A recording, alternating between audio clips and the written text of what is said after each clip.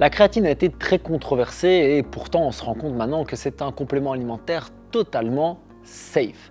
Mais est-ce qu'il est utile et surtout quand s'en rendre compte? C'est la question que j'ai reçue d'un des membres de la communauté et j'y réponds aujourd'hui. Quand utiliser la créatine, comment et comment se rendre compte si elle est efficace pour vous? Salut la team, salut les crossfiters, bienvenue ou re-bienvenue sur Jack's Team. Je suis Jack et chaque semaine je vous fais des vidéos sur le crossfit et sur la nutrition anti-inflammatoire.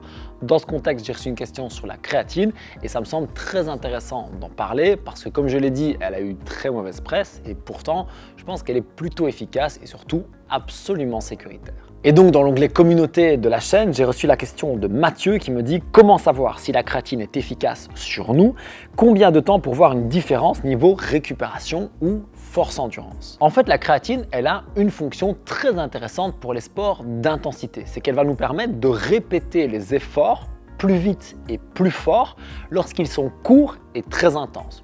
Exemple de base, on va faire ce qu'on appelle un EMOM en CrossFit.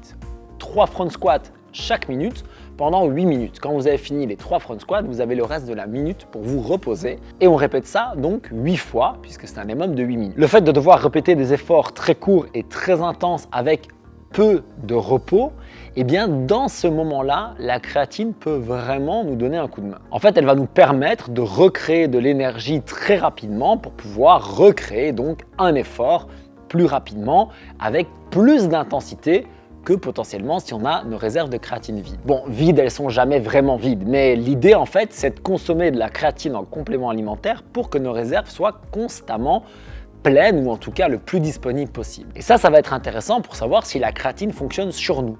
Il faut savoir que chez certaines personnes, d'une part par la consommation alimentaire et d'une autre par leur façon de fonctionner naturelle, eh bien elles vont retenir plus ou moins de créatine naturellement. Donc faisons quelque chose de très basique. Si j'ai une réserve maximale comme ça et que naturellement je suis tout le temps très haut, bien je vais prendre de la créatine en plus, ça ne va pas changer radicalement la donne. A l'inverse, si j'ai naturellement des réserves plus basses, le fait de complémenter en créatine, ça peut être vraiment utile. L'autre chose, c'est qu'on en consomme notamment dans les viandes rouges et que si on n'en mange jamais, ça peut aider de se complémenter. Alors attention, je ne suis pas en train de dire que c'est pour tout le monde, je ne suis pas en train de dire que c'est une nécessité, je suis juste en train d'expliquer pourquoi et je vais expliquer après comment. Donc si vous pratiquez un sport de haute intensité, avec des efforts très courts, très intenses et répétés, par exemple la musculation, par exemple le crossfit, voire même ce qu'on appelle le calisthenics. Dans tous ces contextes, ça peut être intéressant d'essayer la créatine et de voir si elle a un effet positif sur vous. Quand j'étais beaucoup plus jeune, la recommandation pour la créatine, c'était de faire ce qu'on appelle une phase de charge et puis d'en prendre un peu moins pendant quelques semaines et puis d'arrêter.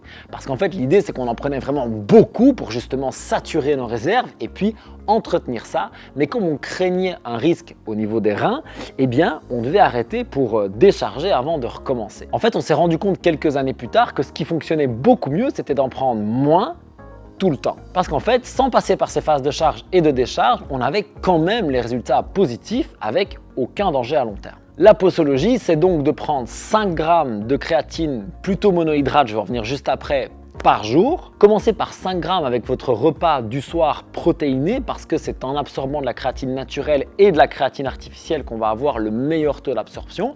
Et si ça ne fonctionne pas très bien, vous pouvez couper cette prise en plusieurs prises d'1 gramme plutôt à chaque repas. Ça, c'est ce que j'ai trouvé il y a des années, c'est ce que j'ai fait depuis des années et j'ai jamais trouvé quelque chose de mieux qui avait l'air de fonctionner mieux que ça. Mais si vous avez d'autres infos, je suis absolument preneur d'en savoir plus. Donc dites-moi ça en commentaire et pensez à me mettre un lien, comme ça je peux aussi aller faire mes petites recherches. Pourquoi est-ce que je parle de créatine monohydrate depuis le début? D'une part parce qu'elle est pas chère, d'une autre parce que c'est la plus étudiée et qu'on est certain qu'elle fonctionne tout en étant safe. Donc vous fatiguez pas avec les noms à rallonge et les super nouvelles méthodes rock'n'roll machin, commencez simplement par de la créatine monohydrate pure et voyez ce que ça donne pour vous. Maintenant, comment savoir si elle fonctionne pour vous? Comme j'ai expliqué, ça va marcher chez certaines personnes et un peu moins chez d'autres. Et bien pour le savoir, il va falloir faire le test. Vous allez donc prendre la créatine monohydrate, 5 grammes par jour pendant 4 à 6 semaines. Et là, vous allez voir si au cours de vos séances, vous avez justement ce renouvellement de l'énergie que vous sentez meilleur. Si par exemple vous faisiez 3 fois 5 répétitions avec une charge et que là vous sentez bien que vous pourriez en enquiller une 6e et peut-être une 7e à chaque fois, eh bien ça c'est peut-être un signe positif. Si vous sentez que vous pouvez plus facilement répéter à très haute intensité des efforts très courts, c'est aussi un signe positif. Si après 4 à 6 semaines vous ne voyez aucune différence, vous avez 2 choix. Soit vous vous dites que ça ne fonctionne pas pour vous et vous arrêtez, soit vous passez sur la prise plus scindée. Ça peut vraiment aider, ou alors vous le faites dès le départ, c'est juste qu'au niveau organisationnel, c'est un petit peu plus lourd.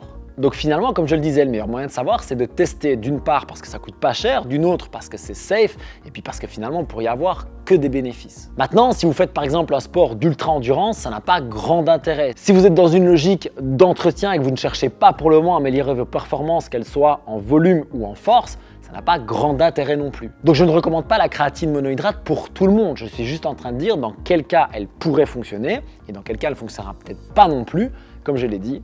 À vous de tester. Si vous avez une autre expérience avec la créatine, je suis très intéressé d'en savoir plus. Vraiment, je l'ai dit, mettez-le en commentaire. Je lirai tout ce que je peux parce que moi aussi, j'aime bien savoir comment vous avez fait certaines expériences, si vous avez d'autres connaissances et si du coup, moi, je peux améliorer les miennes. La créatine monohydrate, c'est un des seuls compléments alimentaires que je recommande dans mon programme de force et de masse qui s'appelle Volume, le programme que je sors que 2 à 3 fois par an parce que je prends un tout petit groupe et que je l'accompagne au maximum pendant ce temps-là. Si vous voulez en savoir plus sur ce programme qui vous permet de prendre de la masse musculaire tout en pratiquant le CrossFit à un bon niveau, à votre niveau et en restant bon, voire en progressant, vous pouvez avoir les infos sur le programme dans la description. Je vous tiendrai au courant parce que comme je l'ai dit, il sort pas souvent. Et si vous voulez voir une vidéo avec un entraînement de force qui peut vous inspirer, je vous mets une vidéo juste là. Prenez soin de vous, entraînez-vous dur, intelligemment et prenez les bons compléments pour vous. Peace!